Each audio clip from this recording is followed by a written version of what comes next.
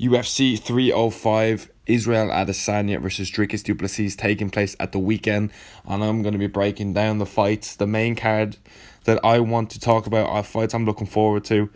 So let's get straight into it. First up, we have Li Jingliang making his fine weighted return. He kept us waiting, but he's going taking on Carlos Prates in a welterweight bout. Straight off the bat, I'm going Carlos Prates in this fight, to be quite honest with you. Li Jingliang hasn't fought in 2 years. Carlos has literally been active. He hasn't lost a fight since, I believe, 2019, which is insane. He came off the Contender Series. He got a nice second round finish. Then he fought Trevin Giles. Trevin Giles was given a little bit of difficulty, but I don't think it's anything too serious. I don't think Li Jingliang is going to be able to give him too much problems. And he's coming off that first round lead to the body, I think it was, or KO of Charles Radke. So he's been active. Li Jingliang has not been active. I'm not really too confident in Li Jingliang. I think Prates is going to just do a little bit more on the feet. And I think he's going to set up his combinations a little bit better. But Li Jingliang, you know, he does have a bit of power. He can finish his fight. He can finish any fight, to be honest with you. But I just don't trust in it. I just think Prates is going to be a little bit too calm on the feet, and I think his activity is going to play a factor in this fight. He's on a massive fucking finish streak. I don't think he's seen the judges since 2021, I think it was. So he's coming in there to finish this. He had a nice few fights in LFA as well. So all this activity is going to keep adding up. And it's shown, because he's getting finishes in the UFC as well. So I'm going to go with Prates. I think he's going to finish Li Jingliang, to be honest with you. I'm going to go with a second round KO of Li Jingliang. I think he's on that streak, and I think he's the real deal. Next fight, we have Tai Tuivasa versus Jairzinho Rozenstruik. Battle of the fucking heavyweight. I'm going Rozenstruik in this fight, to be honest with you. I don't really rate Tai Tuivasa too highly. I think he's got good boxing for a heavyweight, but he just has no footwork, no agility, no fucking ability to stop takedowns or anything like that.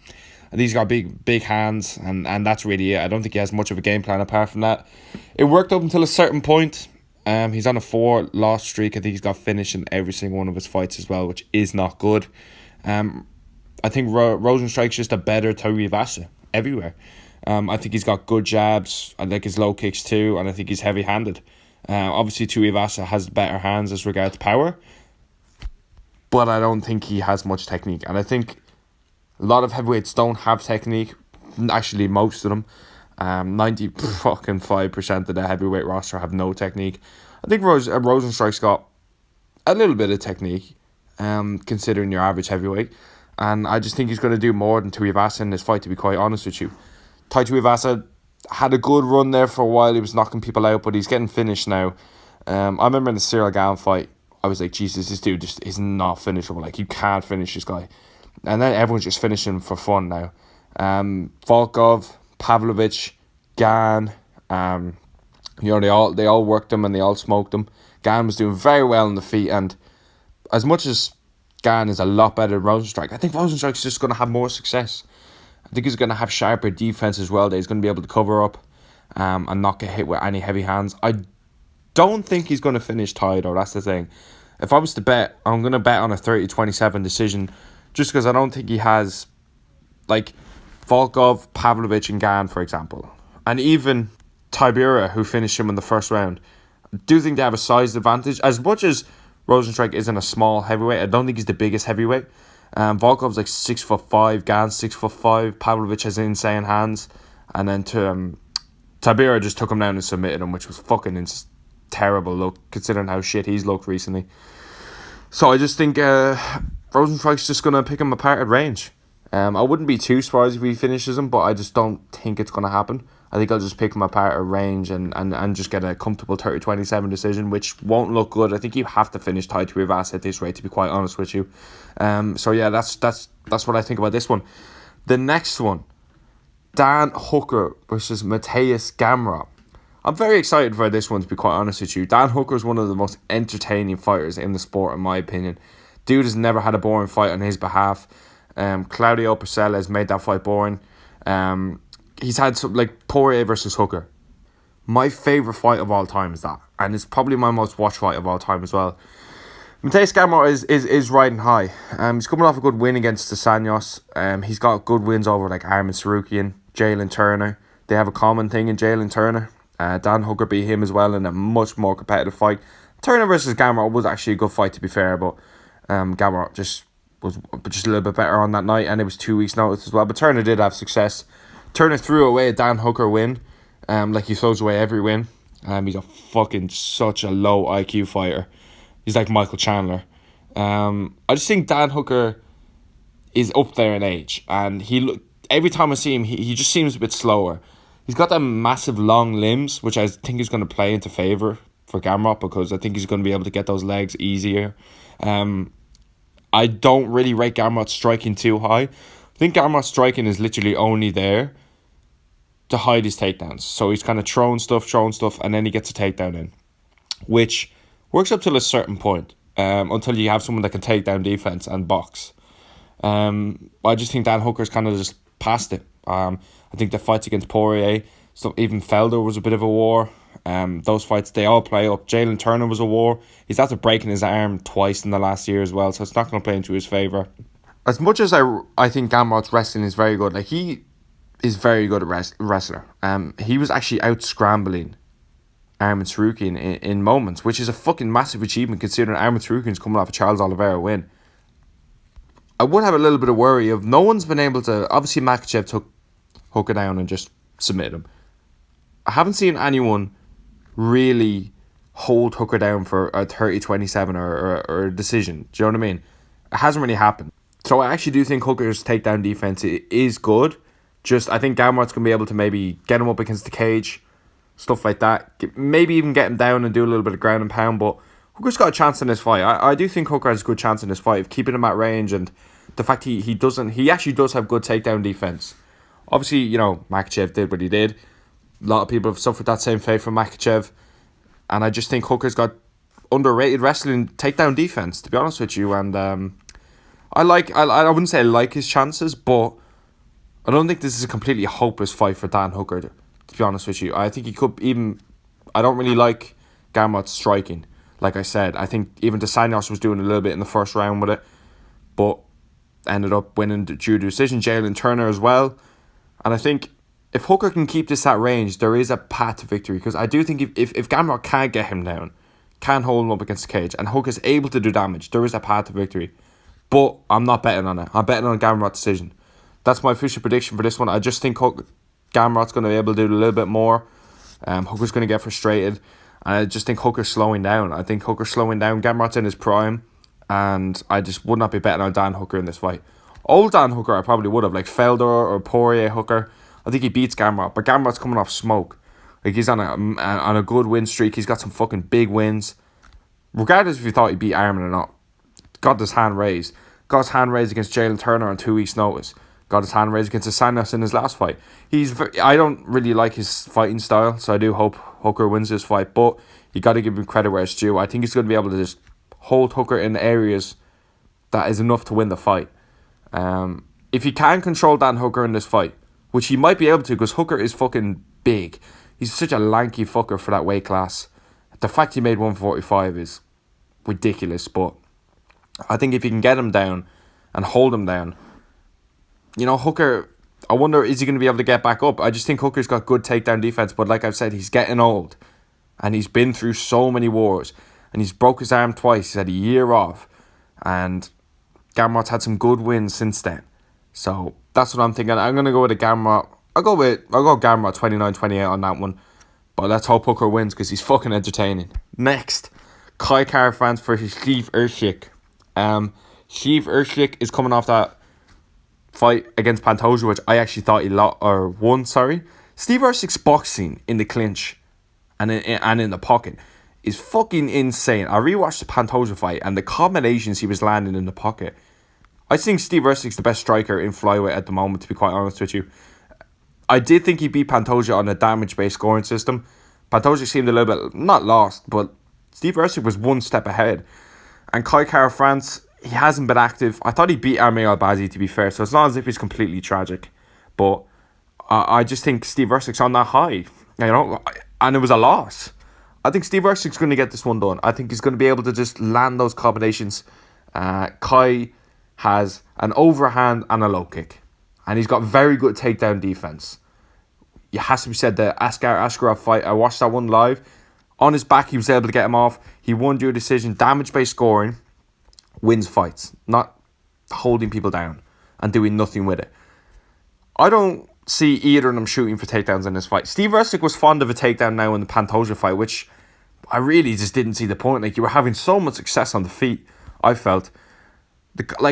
His kicks that led to hooks, and like you wouldn't even see them coming, and it's just basic striking so fucking good for a flyweight. And I think Cara France, Kai has such a basic thing. Like, you know what he's going to do. He's very good overhand and a nice low kick with good takedown defense. But once you figure that out, like, he's not going to take you down. Once you're able to defend an overhand and check those leg kicks, I think Moreno really showed that he doesn't really have much. And Steve Ercik is hittable, I must say. He was getting caught, and I did see openings where he was just maybe, throwing a teep up the middle in range, and then there's an opportunity there for Kai to get an overhand. I have seen some holes to where Kai can capitalise, but I think Steve Ercik's going to be locked in, and I think, like, he beat Pantoja in my eyes. I think Steve Ercik's one of the best flyweights on the planet, which is insane because I didn't fucking... When I saw the fight with Pantoja announced, I was laughing. I was like, this is a joke. But it was real. And Steve Ercik came in and performed. I really like his boxing, like I said. But I really like his kicks as well. He was landing good body kicks to Pantoja. And his combinations were just so slick. I think that's going to be too much for Kai, who's a little bit basic. But Kai does have good enough striking defense. So it's not as if this is one way. I just think Ercik's going to be able to land his combinations. And I think he's going to see those overhands coming. And, I think he will mix up the takedowns a little bit, actually. Because he was fond of a takedown in the Pantoja fight, like I said. So I think he's going to keep Kai guessing. But... So I'm going to go with Steve Ercik on this one. I'm going to go with a 29-28. I think Kai might be able to get a little bit of momentum on the crowd. It's going to affect the judges sometimes. So I'm going to go with Steve Ercik, 29-28. Decision. Confident in that one. Main event, Dricus, Izzy. I'm going Izzy. Fuck it, man. It's a fucking close fight, though. Am I confident in this pick? Not very much. I was more confident in it when I made a video on it before, but Izzy is very dangerous in the first 2 rounds. And I think Dricus is very hittable. I think Izzy's just going to be able to find that shot. A lot of people are saying, he's only dangerous first 2 rounds, which I agree. But you have to take in the amount of 5-round fights this guy has had and wins later rounds as well. He was literally beating Pereira 24 minutes of a fight. Over the 20... the 5 rounds that they fought, 4.5, whatever. In the first fight, MSG, Izzy was winning most of that. And then he knocks him out in the second fight. That's not being talked about enough. Great fights against Whittaker. I think Whittaker in the first fight is kind of similar to how Dricus is going to come out in this fight. He was going to come at Izzy. I think that plays into his hands. Dricus comes, Darren Till had success with it as well. A lot of people are saying, Dricus is going to take him down. I think Izzy looks so fucking big now. He's really put on some mass, and I think that's going to play in his favour a little bit. He's expecting Dricus to go in there and wrestle, I think. I think he's going to be drilling that takedown defense as well. And Izzy already has great takedown defense. Who in middleweight has held him down? Marvin Vettori for what? Maybe 3-4 minutes of a 25-minute fight. Lost every other bit of it. I think the best route to victory for Izzy, if he's not going to get a finish, is to just make it boring. If you're an Israel Adesanya fan, if the fight's boring, Izzy's winning. And that's just the truth. If the fight's entertaining, it's a close fight. Because Izzy doesn't really go on there and put 5-round masterpieces. That's entertaining. He just picks at range, which is what he has to do to win. I don't think that's going to work this time. Because Dricus' style is going to be just getting in your face and running towards you and trying to take your fucking head off. He's going to be implementing takedowns as well. But who's Dricus had takedown or great grappling exchanges with that he's had massive success with? Sean Strickland got up off every single one of them. Robert Whittaker, he took him down and then got some nice ground and pound towards the end of the first. But Darren Till. We all know Darren Till's weak point got submitted by Derek fucking Brunson. Brunson as well. But, like, none of these are high level as Izzy. Even Till was getting up off some of Dricus' takedowns too. And was having great success. Now, that is nearly 2 years ago. Dricus has gotten way better. But I just saw holds, man. I see holds in his game. He's plodding forward. And that 10 minutes in the first 2 rounds, those 10 minutes are fucking dangerous for Dricus. And it's not as if Izzy can't finish him later on. It's just not as likely, I feel. Of course, Izzy's coming off that loss to Strickland. Has to be talked about. It was beaten to the punch every single time. But I think what really let Izzy down there is the kickboxing to Strickland. Not let him down, but that's what caught him. And I don't think Dricus has as much technical ability as Sean Strickland. Like, Sean Strickland and Dricus was a very competitive fight. I thought Dricus won, but Sean Strickland doesn't have that knockout threat at all. And you look at compared to Izzy, who's a counter puncher, and Dricus is plodding forward. Strom's using the jab very well, and Izzy has a good jab and a nice low kick. The danger, of course, is Dricus getting him down, which I think is a lot of people's kind of mind. That's what he's going to do, because I don't see Dricus beating Izzy if this is on the feet. And like I said, Izzy's got great takedown defense in middleweight. Jan Blachowicz, you can't really bring up that fight because that was at 205 light heavyweight, and that's the size was the reason Izzy was held down. If I'm a Dricus fan, I think obviously trying to take him down is the play, but there is opportunities on the feet as well. Strickland showed that. Getting in his face. Strickland has tidier boxing defense and striking defense than Dricus, in my opinion. I know you say, but he lost. Like, that was a really 50-50 fight. And I think Dricus was getting a little bit hit more, but was doing better shots, more damage, kind of more often. Compared to just Strickland's jab. And like a right hand sometimes as well. So that's where I'm kind of getting my confidence in Izzy. The fact that he has great takedown defense and Dricus is marching forward and Izzy's a counter puncher if he's going to finish you. Look at the Pereira one. Look at the Whittaker one. Do you know what I mean? And even Brunson was a bit different because Brunson is fucking striking shit. But look at Whittaker. I think this is going to be kind of like, I think this could be similar because Dricus is going to be just running at him.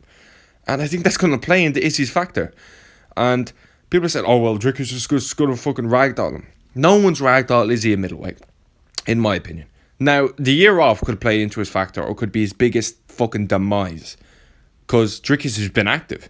He knocked out Whittaker, got a close decision against Sean Strickland since then. Or Dricus has momentum because he got that fucking win over Strickland that was very, very close. And he can go 5 rounds. Izzy seemed to really slow down the Dricus fight, or the Strickland fight, because of the pace Strickland was staying on him. I think Dricus is going to keep that pace as well, which is worrying.